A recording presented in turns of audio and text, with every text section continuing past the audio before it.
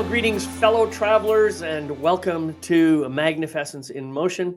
My name is David McLeod. I am your life mastery coach, and I'm delighted. I've got one of my favorite people here today.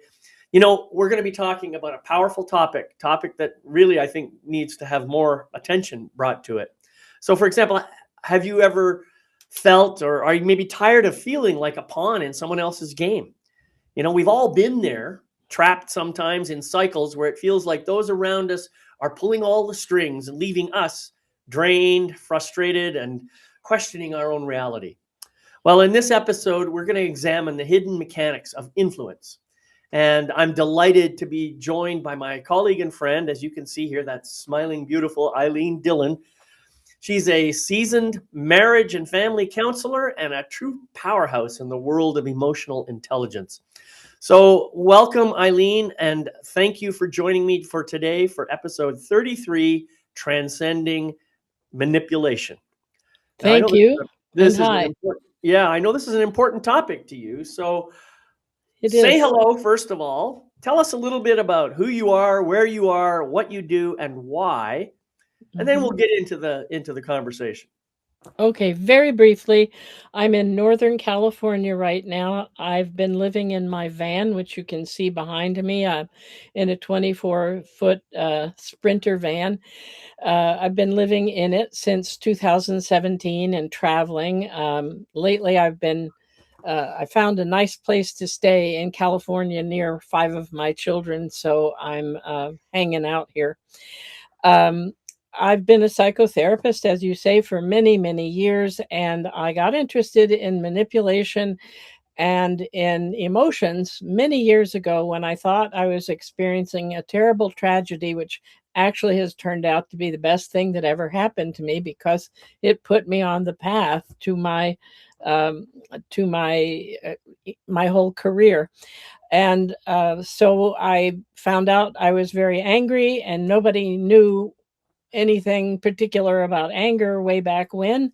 And then I noticed that I was being manipulated, and I realized I didn't like being manipulated, and I also didn't know much about it. So I began studying that, and now those are two of my favorite and most utilized topics. Right. Yeah, well, I would say that manipulation and anger do go hand in hand, don't they? They do. Yeah. Most people get very angry about being manipulated. Right. I mean, on some level, I think we all kind of expect to be manipulated to some degree, don't you think? I mean, everybody around us seems to want something, and if they don't get what they want, then that's when it seems to show up. They try to, use the strange word. Oh, come on, you can do it for me, that sort of thing. Or that's called guilt. if you loved me, you would. There's all these different clever ways that we've dreamed up to try and manipulate each other. I mean, there must be hundreds of them, thousands of them even. I don't know. How many? Have you counted them? No, there's an endless variety. Depends on the person, the situation, the upbringing, all kinds of things. But one of the reasons that we have so much manipulation, David, is that in my learning now, every one of us is born manipulative. And it's something we need to outgrow, which is why I talk about outgrowing manipulation. Because manipulation is about using somebody else's energy to meet my needs. Mm-hmm. And as an infant, I have to do that or I won't survive. If you're my father, I have to have you get food for me, clean me up, hold me, move me around. I cannot survive without using your energy. Right. But we start to outgrow that about the age of 2.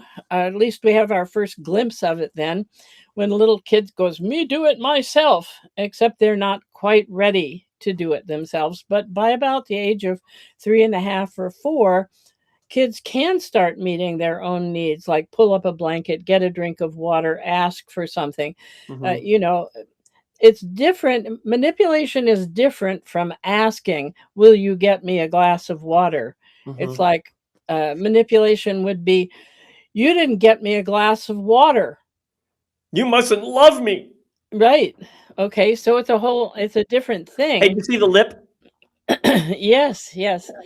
So we're actually designed to outgrow manipulation. Right. But as I say, tongue in cheek, most people have missed the memo. Yeah, right. Yeah. Yeah. And, you think about babies. Who doesn't love a baby?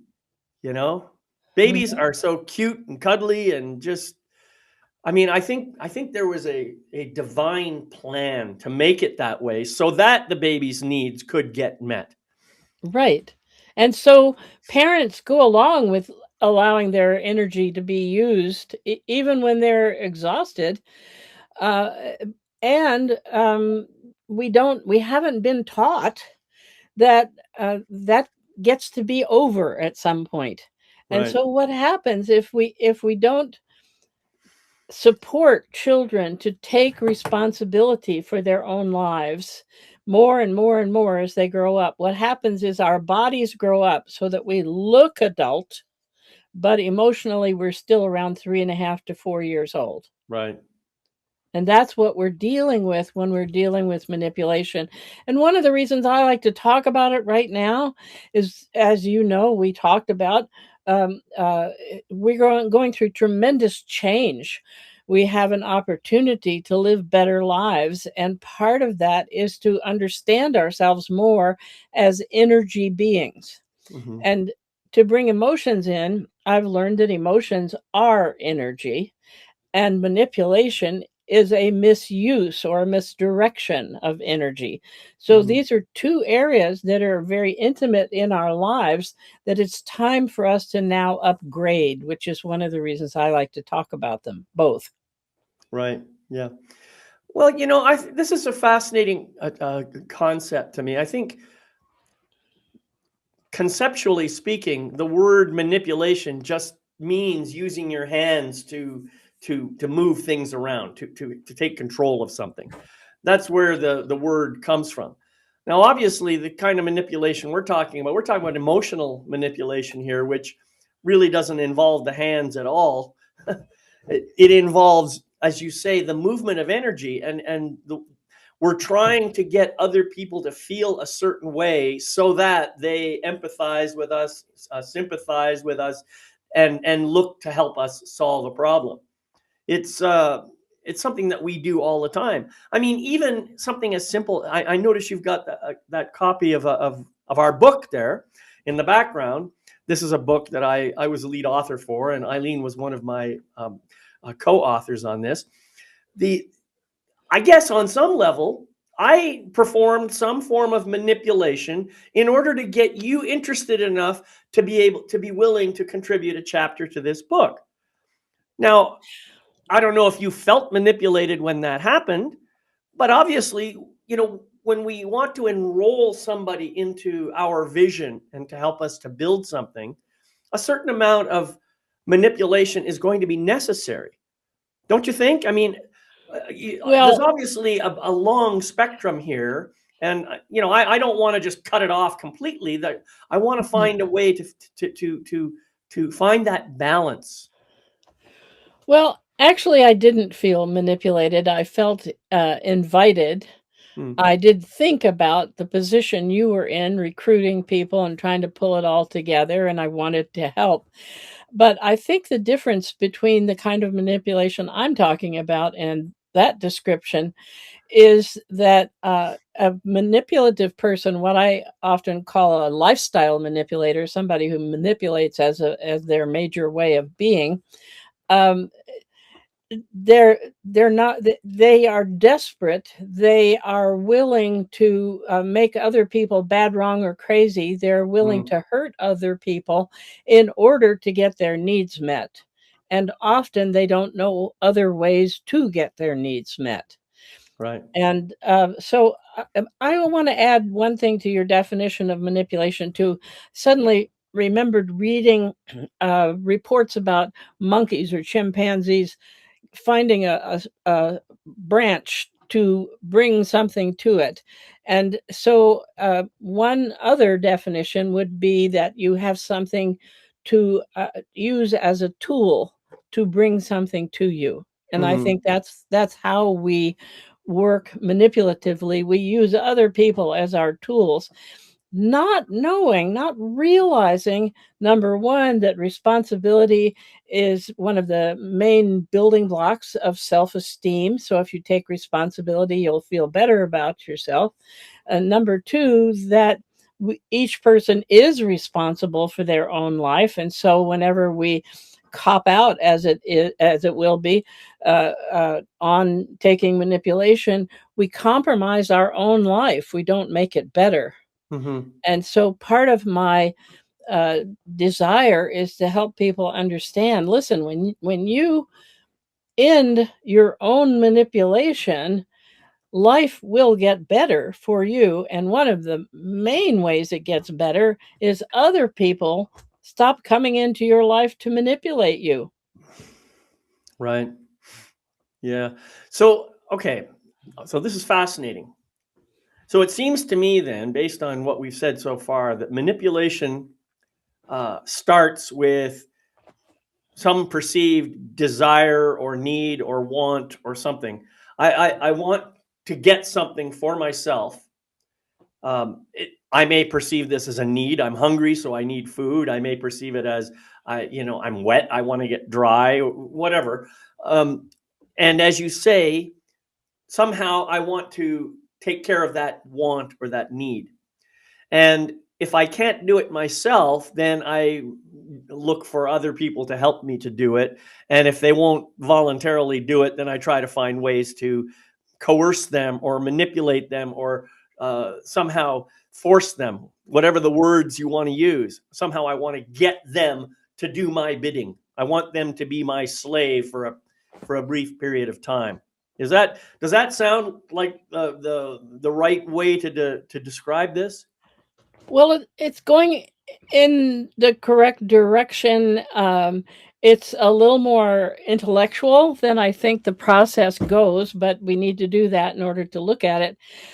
What happens with people who still manipulate is we actually believe that we cannot meet our own needs, that we must have another person to meet our own needs. So we don't start off thinking about, I need something from somebody. We just go, I need this. And in therapy, when I've talked with people, they will tell me, no, I'm not afraid of having other people not in my life or not having them meet my needs. But when we drill down through the therapy process, a person who manipulates on a regular basis is terrified of being alone and Mm, terrified that they're not going to be able to meet their own needs. So I think that's a good process description, but it's more primal than mm, than right. the process description. Right. Yeah, of course. Now, I just noticed Mary put a comment in there. She said, "I wish all gaslighters could learn that." I think she said that in the context of one of your comments earlier. But I find it's interesting to me that the whole term gaslighting, where you're basically gaslighting is a form of crazy making. That's what it is. They're basically saying your reality is wrong. You think you believe this, but that's not really the way it is. And it's one of the most subversive forms of manipulation that I can think of. Gaslighting.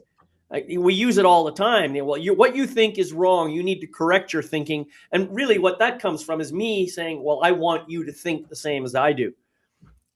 Would you agree with that? Yes, it's not just a matter of I want you to think the same as I do. When you're a lifestyle manipulator, and I just take that as an extreme form so we can see what happens.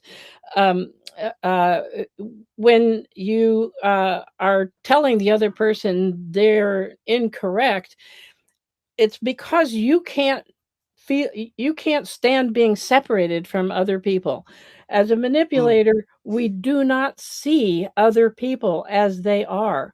We mm-hmm, cannot actually love them. We're just together. mm, Okay. And what do we get from people when we manipulate? We get their energy. And it mm, usually comes through the solar plexus. That's where the energy is drained out, the power center. Mm-hmm. And that's a way that people can tell when they're being manipulated, is if they have a tingle or a knot or something in their solar plexus. Right. Yeah, interesting. So now there are always. Well, first of all, I like this idea of I manipulate because I'm afraid of being alone. I ultimately, I kind of like that. That resonates for me. I think ultimately the deepest fear of our ego mind is to be alone, is to have this notion of not existing anymore, to die alone, to fail to exist anymore in the presence of other people. Yeah, that's a fascinating topic unto itself. But what I'm getting at is uh, there are going to be two parts, two sides of the manipulation coin, if you like. There's the manipulator and the manipulatee, and so now we should look at both sides of this equation because obviously. I think everybody can resonate with the idea of being a manipulator. We all do it on some level. And I guess we've all been on the other side of the coin too. The question is, in some dysfunctional way, the people who allow themselves to be manipulated may in fact be doing a kind of a reverse manipulation of their own because they get some sense of connection or something. Have you Some thought about sense of that? some sense of importance. Right. I'm so By being important. This manipulated by someone Uh-huh. else. Yeah. Right. And a big part of what I teach about manipulation is what I call the first law of manipulation, which is it takes one to know one, Right. meaning if people are manipulating me, it means I also manipulate. Of course. And the lesson, of course, but people who are watching may not know. I work in terms of lessons. To me, the earth is a big, giant school. And why do we have this whole issue about manipulation? Because we have something to learn. And what do we need to learn? We need to learn to outgrow manipulation. So, what happens? You come into my life and you manipulate me. That pisses me off. I want to do something about it. What do I have to do in order to get you to stop manipulating me? I have to take my own power, which is taking responsibility for myself, which is moving myself out of manipulation. Okay. Do you follow? So that makes you my teacher. And here's what happens most of the time. We haven't been told that somebody who manipulates us is actually offering us an opportunity to learn and move past manipulation. So we all just sit there and manipulate one another and point fingers and say, you're an energy vampire. I have to stay away from people who are energy vampires. And Right. then we go back again and again and again because we're caught in the system. Right. Yeah.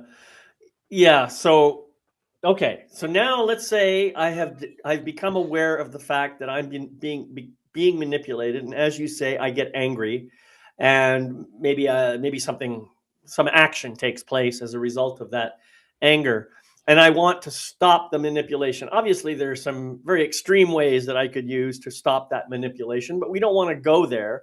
What I want to do, and I want my listeners to learn is how can I consciously take back responsibility for my own life and set a proper boundary against this manipulation without causing any harm to the other person. That's really what I think we're trying to do here. Would you agree with that? Well, I consider that a first step, yes. But ultimately, what I have been attempting to do in my own life, because we've all had to deal with this, is that I want to not be concerned with manipulation at all. And I have been working with it for many years. This first came to me more than 50 years ago, this issue. And and what I have learned is that when you manipulate me, you want some kind of energy from me, right? Okay. But if I, for whatever reason, stop giving you energy, you have to leave my orbit because you're still manipulating and you need this energy. You believe you need it. Mm-hmm. All right. So I'm going to go So somewhere else to find it. you have to go find it from somebody else, and this is how we end up with no manipulators in our lives. They can't get fed. They just don't show up anymore. Right. It's a kind of amazing, right? And so what I really want to do is uh, stop feeding manipulative people my energy. And the only way I can really do that is to fill all my own energy, my own needs. Right. Do you follow? So Mm-hmm. that's ultimately the key. Now there are other things, like I could make a personal policy.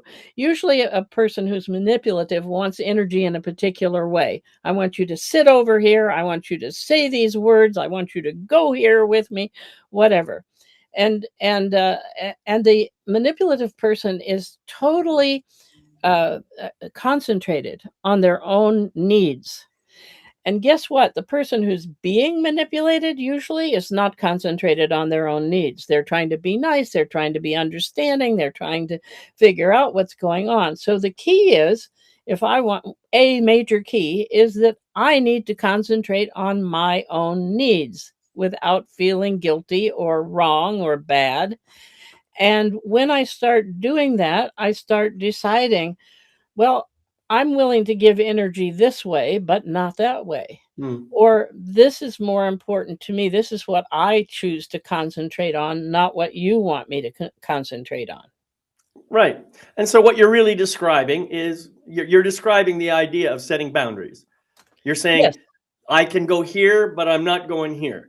yes, And those are just simple boundaries. And not only that, I think this is really important because, I have a boundary that says when I feel a certain kind of manipulation from you, my body reacts in a certain way, my emotions start getting triggered in a certain way, and I notice that, and I can say, "Oh, now I know what's going on. This is the Ilene manipulation version 1 or version 5 or whatever." And now I can say, okay, I can have a conversation with you. I could say something like, Ilene, I noticed that I'm having this reaction right now, and I'm wondering if you'd be willing to just stay silent for a few minutes while I process it, and then I can come back and I can talk to you about it, or something like that. And you would either agree or disagree with that statement, and I can't really see any reason why you would say, "Oh no, I'm not going to let you do that," but you might. Who knows? No, your need for manipulation is so strong that you don't want me to, to take a moment to be with myself, and that's right. quite possible. And Because then I'd have to maybe escalate and reach a point. And I say, okay, well, I understand that this is not okay with you, but I'm taking a walk right now, and I'll be back in 10 minutes, or right. 15, or 20, or an hour, or whatever. This is me now taking responsibility for myself, doing whatever processing I can, and then coming back later. Hopefully, your need for manipulation will be reduced as well, and I can maybe approach you with the topic. So it's a process, but it requires, as you say, it requires taking responsibility, which implies a certain amount of maturity. Wouldn't you agree? Well, the more responsibility we take, the more mature I believe we are. Um, However, I think, because I've been able to do this with people in therapy, I think people can get the notion that they need to start taking responsibility for themselves if they don't want other people draining their energy. I think they can get that notion and start putting it into place. Mm-hmm. Usually we don't do it until we get, like we've been talking about, until we get angry. I'm not doing that anymore. I'm so sick of you talking to me this way or twisting me around this pretzel stick, I'm not doing it. Right. Mm-hmm. And so what I'm offering is, look, this is what we all need to learn, and getting pushed to that extent where you just can't take it anymore is unnecessary. You can recognize there's a pattern. You can start changing yourself. And when you do, I have this story in me that keeps coming up as we're talking. So I'd like to tell you just briefly. Yeah, go ahead. Years ago, when I had a 10-month-old child, my first husband, left me and decided he wanted to get a divorce. And he immediately went to another woman. And he would occasionally come to my house because we had a child, and he would pick her up for visitation and so forth. And I realized after a while that I really disliked that woman he was with, and I had never met her. I didn't know anything about her, but I really disliked her. And I started wondering why that was. And I realized that almost every time he would come to my house, he would tell me, well, Susan doesn't like this that you do, or Susan doesn't understand this, or I have to, if you're going to leave the house and we're going to move in, I have to have Susan come and see if this house is good enough for her. Things like that he was saying. And I thought, he's just making a division. So I had this brainstorm. I called her on the phone. I looked up her number and I called her on the phone. And I told her, when you start, my husband has left me. I can't fault you for taking up with him, but I realize that I've never met you, and I basically don't have good feelings about you. And I think he's creating it. And I want to know if you are having the same experience. Does he tell you things about me that are negative about you? And she said, yes. Right. And so I said, well, I just want you to know I'm not talking negatively about you. I'm not real happy with the situation, but it is what it is. And here's my phone number. And if there's ever anything that you hear that you're not clear about, give me a call. Let's work it out. Let's not keep doing this. Well, now, my estranged husband had been with her for about 5 months. How much longer do you think he was in relationship with her? About a week and a half. Because he couldn't get the energy that he wanted, or he felt he needed, from the two of us anymore. Yeah, that's fascinating. That sounds like a powerful story. Have you written about this one before? I don't remember hearing it. No, I came back from my recent speaking tour on the East Coast to write this book on manipulation. So I will write it. It was amazingly powerful to realize that all I had to do was stop the energy in the way that he had set it up, and he no longer could stay there. He couldn't stay with either one of us. And so presumably he moved on after that.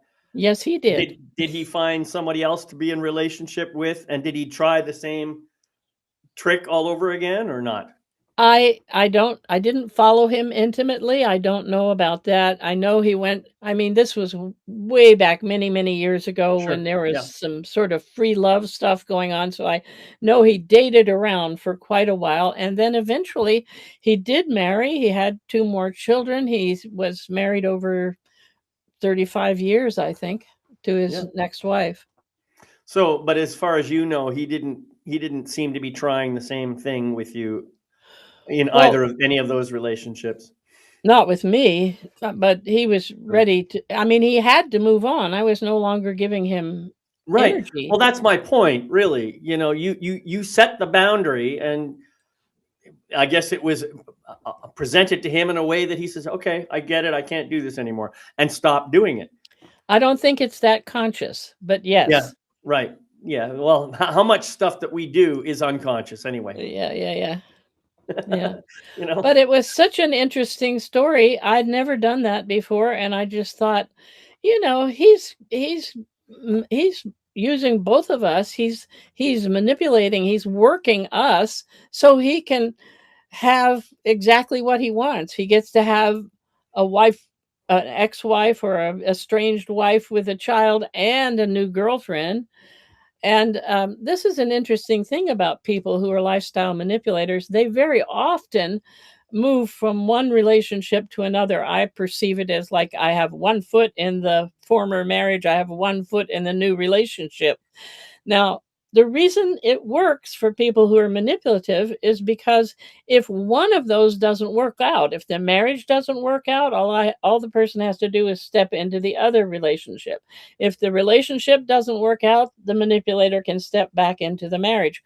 So the manipulator never has to be alone. Right. And of course, that's just simply a belief system. Because how many people would allow that kind of manipulator to come back into the marriage? Not too many.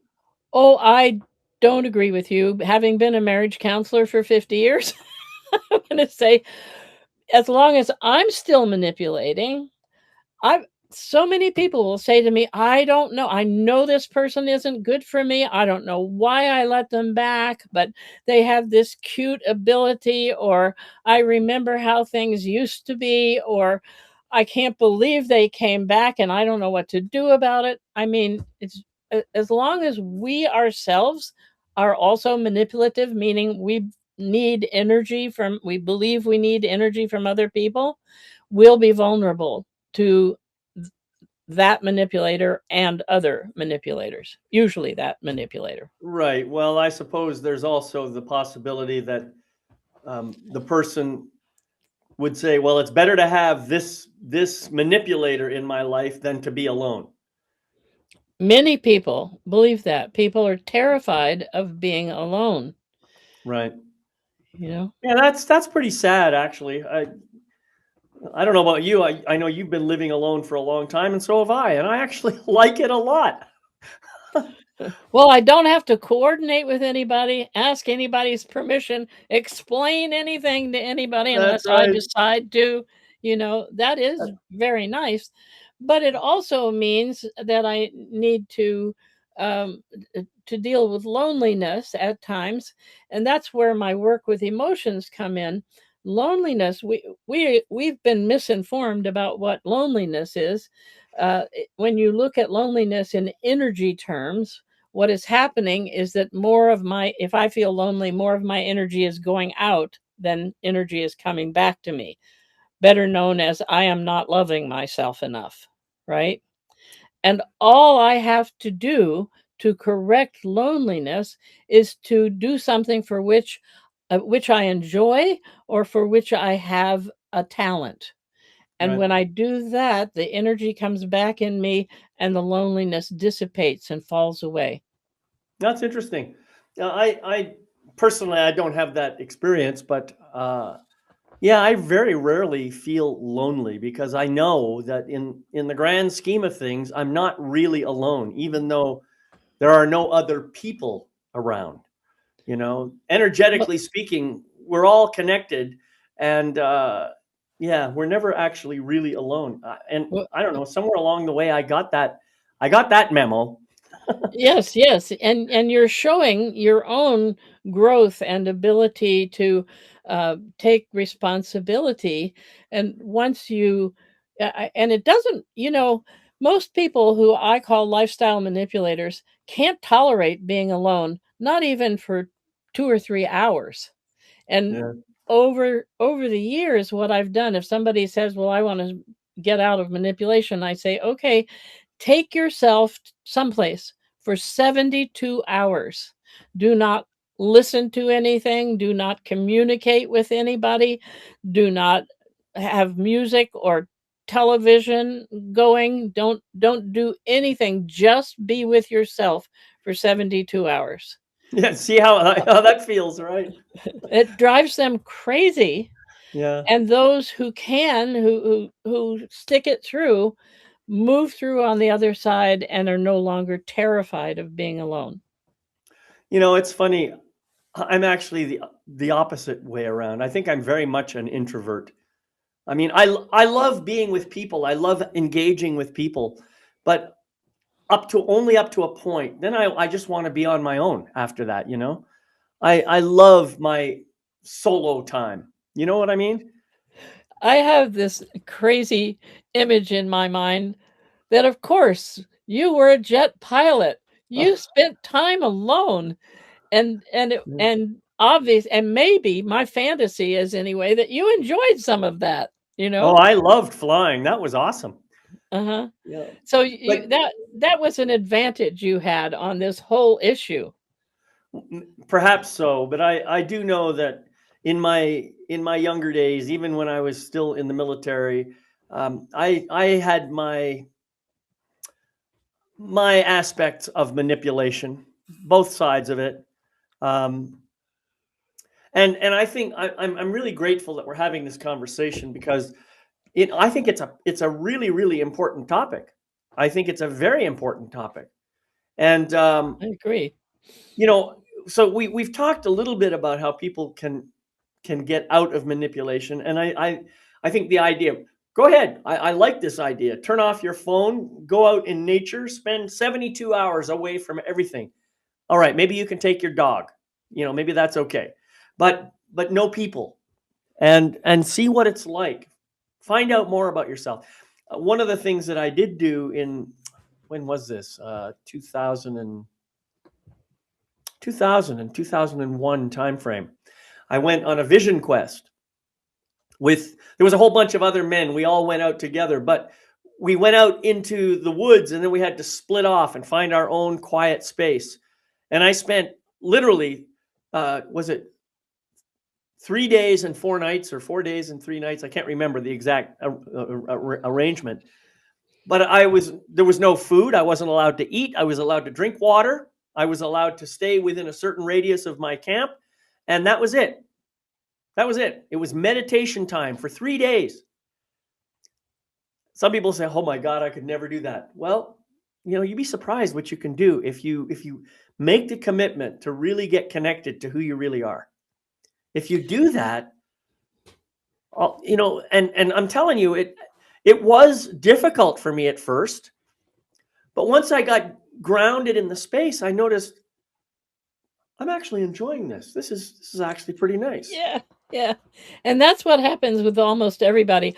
I'm kind of laughing because I had that experience once. A woman I worked with, she and I set up a horseback trip from Northern California up to Crater Lake in Oregon. And the pack saddle broke and all kinds of things went wrong. And she fell in love with a ranger at Crater Lake. And she wanted to hang out there. And I decided I had my dog with me, a Labrador Retriever. And I decided to walk back to Northern California because a friend was going to come pick us up. And that was really scary at the beginning, but I remember the first morning I woke up and I went, I owe this day to no one. I don't have to get up if I don't want to. I don't have to talk if I don't want to. My dog knows hand signals. I don't have to talk to my dog. It was just amazingly Right. wonderful. Yeah. Yeah. Well, and not everybody can do something like that on a moment's notice. One of the things that I think we need to do is get rid of these damn things. you know, I well, maybe not get rid of them, but turn them off every once in a while. Like when I take my dog out for a walk, I do not bring my phone with me. You know, some people say, "Well, I go everywhere with my phone." Yeah, I know, I know. Well, I try. I don't do that. I leave my phone at home. In fact, I don't have any ID. I don't have anything on me. So if I get hit by a car, the best they've got is my dog. My dog has a tag on him with a phone number, and they're going to call my phone, and they'll find out my name because I answer I have my answering machine.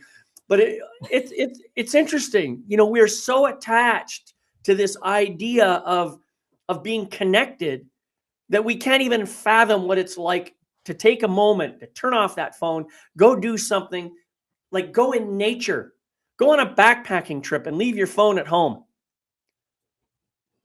I mean, just the idea. Well, you did it yourself. That I don't know how many days it took you to walk that distance, but Well, there were no cell phones in those days. I right. just did it. It took me, I think, 5.5 days. I Yeah, that walked. sounds awesome. Yeah, it was for me once I got into it. When I first did it, I was terrified, but Yeah. then I went, "Oh no, this is good. This is good." Yeah, and I mean that really was an adventure for you. because you took an adventure into yourself. Yes. Yeah.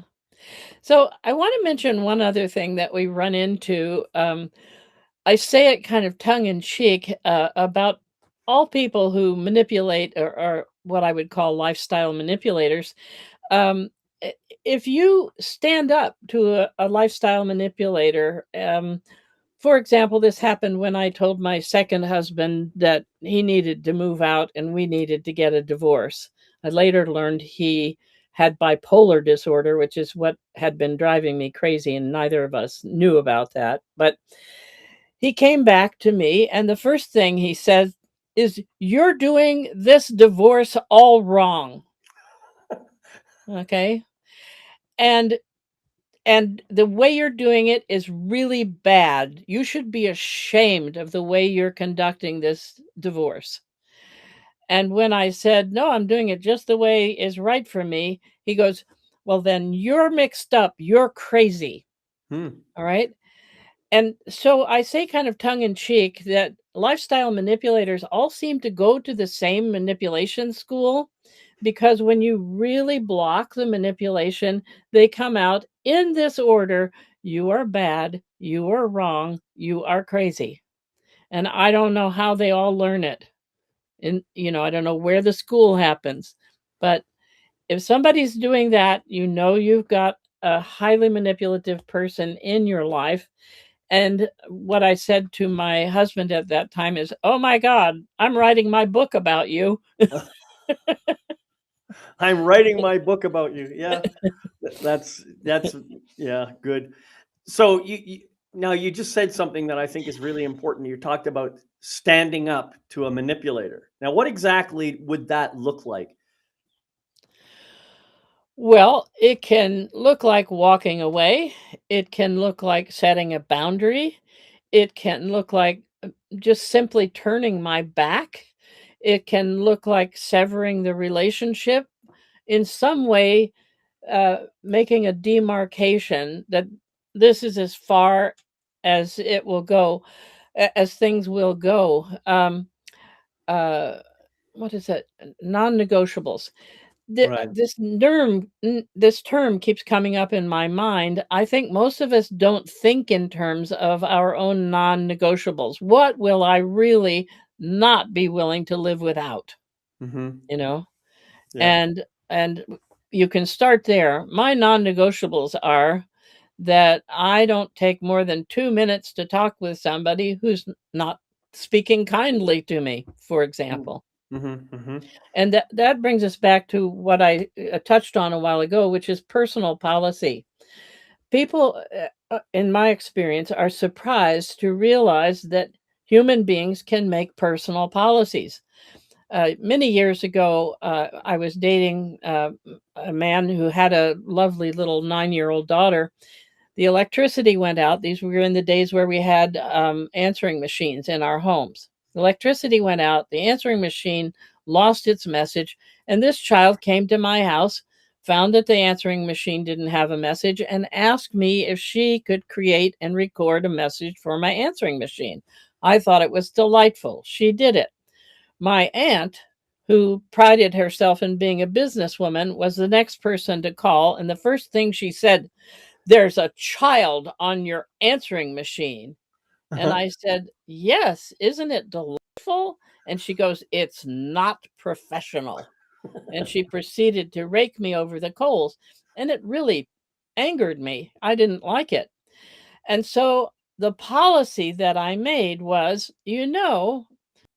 I recently turned 54 years old, and I decided from 54 on, I no longer allow anybody to tell me how to live any part of my life. Good for you. That's my policy. Yeah. Well, good for you. And here's to personal policies. I see Scott just joined us. Welcome, Scott. Please Hey, feel Scott. free to put your comments or questions in the chat if you like to.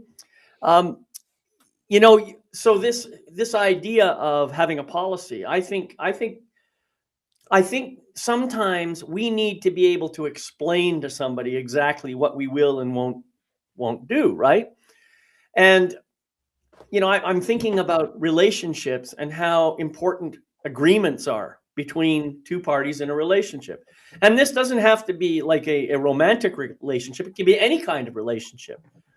And if you're going to enter into some kind of a relationship with somebody that's going to be long term, where long term is, more than, like, say, more than a month or something, then you probably want to draw up an agreement between you that says what you will and won't do, and what's acceptable, what's not acceptable, and so forth. I think most couples, most people who get into serious long-term relationships never do that.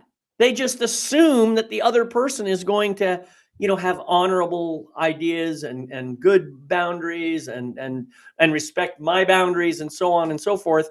And for the most part, I think that's generally true because we all have been, conditioned to some degree to honor other people's boundaries, right? But when it comes right down to it, we talk about two people in a relationship and one of them is unfaithful. Well, what kind of agreements did you have before the relationship started? Maybe one of you believes that fooling around outside the relationship is okay and the other one doesn't. And you have to talk about that kind of stuff before you get into a relationship. This is something that I think is just natural and should be done automatically, and yet most people don't bother. They just assume that we're going to get in a relationship, it's going to be monogamous, and we're both agreeing to that without ever saying a word about it. But you're also touching on our own tendency to be manipulative, where we can't see other people for who they are, right? Mm-hmm. So we automatically assume that they have the same ideas we do.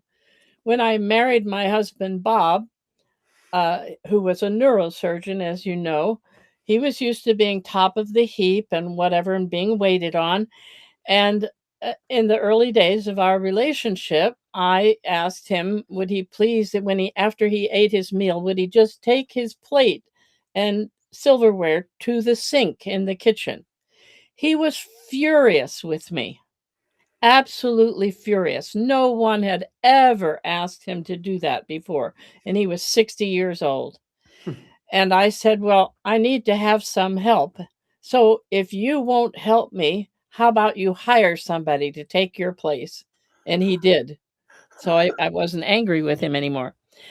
But I have a few things I want to point out here that are a little bit tangential. I think your point is very well taken. But number one, when I, whoever's being manipulated, if I feel like I'm being manipulated, I need to be careful that I don't give too much information about myself to the other person who is manipulative. Because with manipulation, the rule is that all extraneous bits of information will be used against you. All right. So, as a person trying to be reasonable and deal with this manipulation, I'm going to tell you, well, I was thinking this and this happened here, and this was what happened in my previous relationship or in my family. All of that's going to be used against me at some point. And so you don't want to give out a lot of extra information. Number two that I thought of is that a person who's a lifestyle manipulator misremembers contracts and agreements. And so it's very important that things are put in writing, like you're suggesting. Exactly. All oral agreements are not worth the paper they're printed on. Okay. But what happens if I have an interaction with you and I walk away and there's no written contract? I still have something I can do. I can write you a letter and I can say, in our meeting today, we talked about this, and it's my understanding that our agreement was ABC. And unless I hear from you in 3 days, by 3 days from now, that you disagree, I'm going to assume you're in agreement with me and That's sign fine. my name and send it. Yep. Okay. Now, lawyers know this, but in our, like, as you suggest, in our personal relationships, we don't usually think, oh, I have to think like a lawyer. And you don't really, but you need to keep in mind that, as you suggest, that not everybody's not the same, and if you hammer out an agreement, you want it remembered. Exactly. Yeah. Now that's why I said an oral agreement is not worth the paper it's printed on. Yes. And I'm sure I wasn't the first to say that. I think maybe Mark Twain said something like that. But anyway, yeah, it really is important to write it down. I remember in one long-term relationship I was involved in, um, I spent probably several hours with this woman writing down what we were agreeing to in our relationship. And it was it was a little bit difficult, I will admit, but it was most liberating. Once it was written down and we both looked at it, we both signed it, I said, "Holy shit. Now I know the boundaries of this relationship." It was really quite liberating. I will admit that we included some clauses about open relationship ideas, and I had agreed to those at first. And then I discovered I don't like it.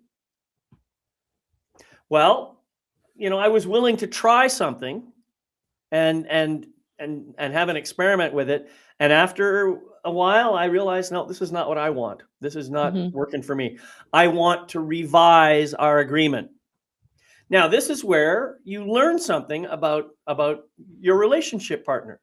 If that person doesn't want to revise the agreement, that you're finding some clause in the agreement that's not working, well, now you've got some options. Either you can renegotiate the agreement and find something that does work, or maybe the contract needs to be torn up and something new has to come about. This is Or there's no maybe reason why we cannot have relationships like that. right. Or one other. So either the person changes or they get out. Yeah. Is basically what the parameters are there. Right. And now here's an interesting thing. Most of us manipulate as we get into relationships. We put our best foot forward. We don't speak up when something bothers us. We don't Exactly. ask for what we want. Right. We're manipulating when we go into the relationship. And as many young people as I've ever been able to get hold of, they'll say, "Well, I don't know if I should say this to him or her." And I'll go, "Well, what kind of relationship do you want? Do you want this relationship to go on? And do you want a relationship where you can talk about what's important to you, or do you want one where you have to hold back all the time?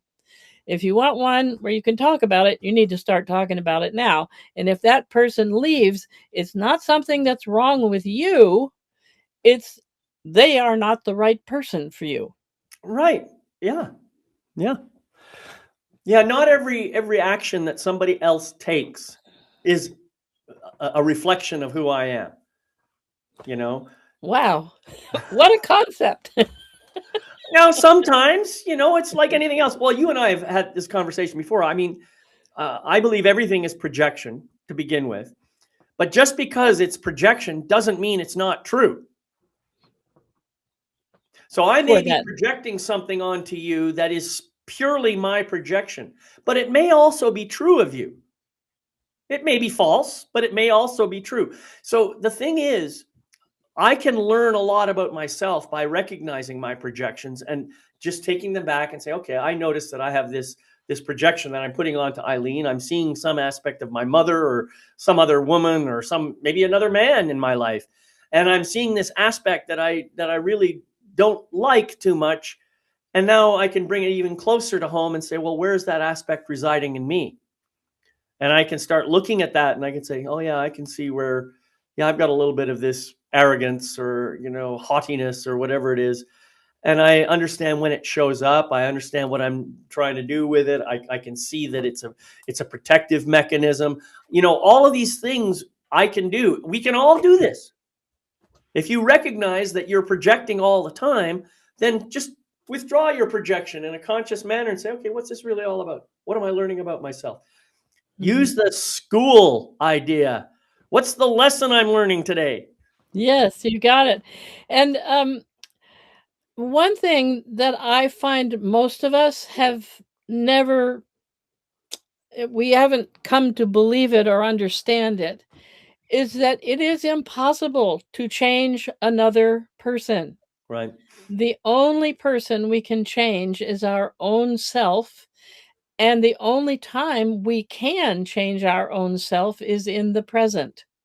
Right. And I think manipulative relationships sometimes go on and become agonizingly painful because we keep thinking, oh, if I tell this person what I want, if I tell this person what I need, they're going to change. And they're not.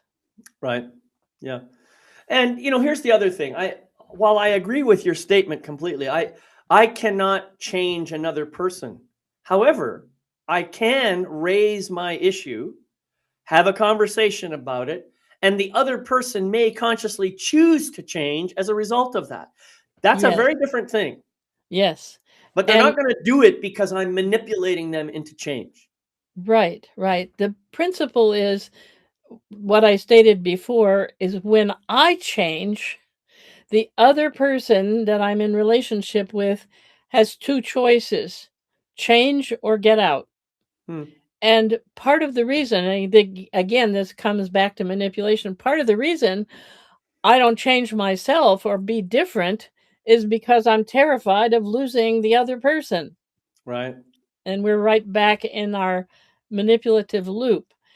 So then I ask people, what do you want to focus on? From my perspective, I came to the earth, as all of us did, this is my projection, uh, to learn, to elevate my spiritual abilities, to test myself in a concrete environment, which offers me faster learning. That's what Right. I'm here for. And if I keep compromising myself to get along with another person, I'm not doing what I came to the earth for. Right. And I think what you're describing is this really important idea that I know you've shared before, this idea of living from the inside out, as opposed to, being Outside influenced in. too much by the external forces around us. Right.